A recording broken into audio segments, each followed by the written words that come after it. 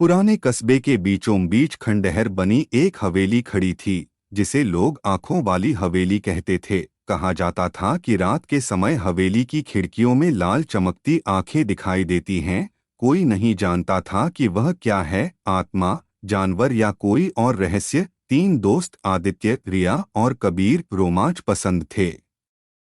एक दिन उन्होंने तय किया कि वे इस हवेली का सच जानेंगे। पूरा कस्बा उन्हें रोकता रहा, पर वे रात को टॉर्च लेकर वहां पहुंच गए। जैसे ही अंदर घुसे, दरवाजा अपने आप बंद हो गया। हवा इतनी ठंडी थी कि सांसें भी धुंध बनकर निकल रही थीं।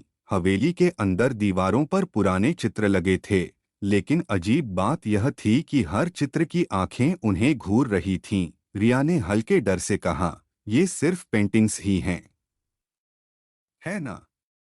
पर उसी समय एक पेंटिंग की आंखें धीरे धीरे लाल हो गईं। कबीर घबराकर पीछे हट गया। "ये क्या है?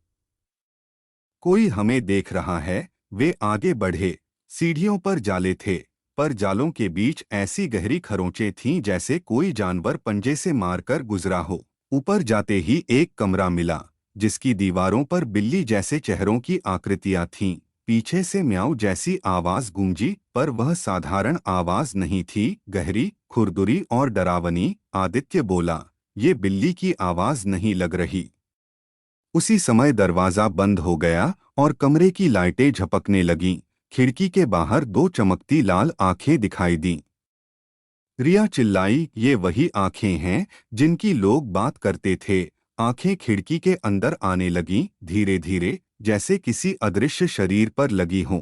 अचानक एक काली परछाई दिखाई दी, बिल्ली जैसी, लेकिन इंसान जितनी बड़ी। उसके पंजे लंबे और दांत चाकू जैसे चमकते थे। वह गुर्राते हुए बोली, "इस हवेली से कोई लौटकर नहीं जाता।"